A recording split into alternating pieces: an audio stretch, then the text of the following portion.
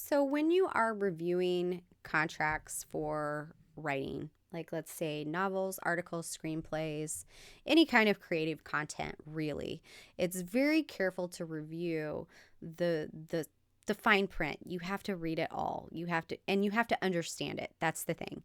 If it's in the legal jargon, you're going to have to find a way to understand it, or you are going to have to seek an attorney to explain it to you. Um, and a couple things that you're going to want to make sure that you look out for is number one, a clear definition of ownership of the intellectual property. So, for example, in some contracts, you'll get full ownership, which means that the creator retains the ownership of the IP, granting the publisher or producer a license to use it. Or, like we've discussed before, the work for hire arrangement, where they are commissioning a party who owns the IP and the creator may not retain any rights beyond the contract's term. Some key clauses that you may want to look out for are the assignment of rights clause. You're going to want to review that and make sure that it specifies whether you are assigning all rights to the publisher or you are retaining rights. So you want to make sure you're not losing anything that you're not supposed to lose. And whether or not it's exclusive versus non-exclusive rights. So determine if the rights are exclusive, meaning only the publisher can use the work, or it's non-exclusive, you can license the work to others. So if I make a deal over here, it's exclusive. This is the only person who can use that IP, and somebody else approaches me and says, hey, I want to write in this world. I'm sorry, I have an exclusive agreement with XYZ company. I can't accept any other writers. Revenue sharing agreements. You want to make sure that you clearly understand what you're going to be paid. So are you going to get an advance payment?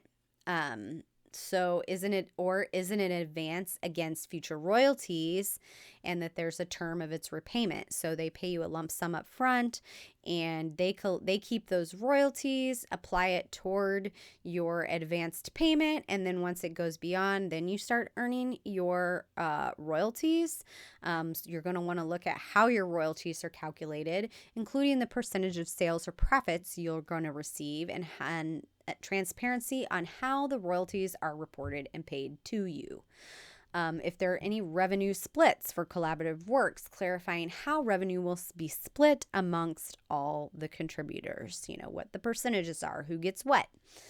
You're also going to want to look for termination provisions.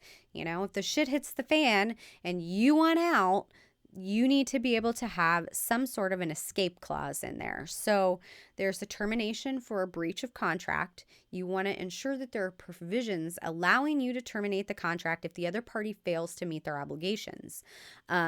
So you want to make sure that if, let's say, a breach of contract, they are not paying your royalties when they're supposed to, or they're not calculating them correctly, or they're not sending them the way that's stipulated in the contract, that you can pull out and pull your rights with you. If you've made sure that the rights clause is there, you can say, we're terminating this contract. You no longer have exclusive rights to this license to write here because you're not doing XYZ. You also probably want to make sure that there's a termination for convenience, determining if either party has the right to terminate the contract without cause and what notice period is required. Let's say you just want to retire. Like, I just don't want to do this anymore. I don't want to be a part of this project. I'm not wanting to write. I just want to retire and not doing anymore.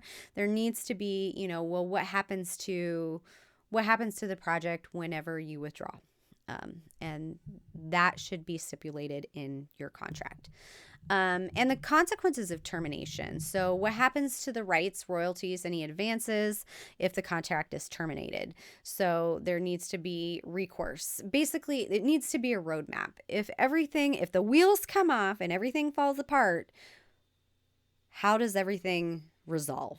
And so again, in contracts, trying to plan for the worst and hope for the best is the best way that I can explain it. But you cannot think of every possible scenario, but you need to at least think of the big scenarios that happen most often and try to address those or make sure that they are addressed in a contract. You should have termination provisions in your contract. This goes with like people, if you decide to do a vanity press, I hope to God you don't, but make sure that you have termination, and especially what happens to the rights. If you've signed away the rights to your book, what happens to them, then you want to make sure there's a rights reversion clause, and that's the next piece. So you want to clearly identify the triggers of the reversion rights. So let's say, for example, your book is out of print or it's not actively marketed, there needs to be a trigger. So your book goes out of print, and then that means that those rights go back to you. Or the contract is terminated, the rights revert back to you. That would be a triggering. And then outline what the reversion process is. So you need to have a process like, how do I formally request that these rights be reverted back to me? Are there any notices or time frames involved? Those are things that you need to know and clearly understand. How do I execute this if the shit hits the fan? It's important to consult an attorney, and that attorney needs to have expertise in intellectual property and entertainment law and navigating these types of contracts. They can help interpret the terms and put an additional layer of clarity on the contract. They can help you to negotiate terms. So they've probably seen some of these contracts before, so they know things that you may be able to ask for or clarification that you may request, and they may know, what are the industry standards. They can help you with all of your draft amendments, any additional clauses, address any of your concerns that you may have, and how you might protect yourself. Offer amendments in there to protect yourself in the event that XYZ should happen. It's kind of a CYA, right? Cover your own ass. And that all stems on finding the right attorney who has a specialization, who has experience, and has a reputation.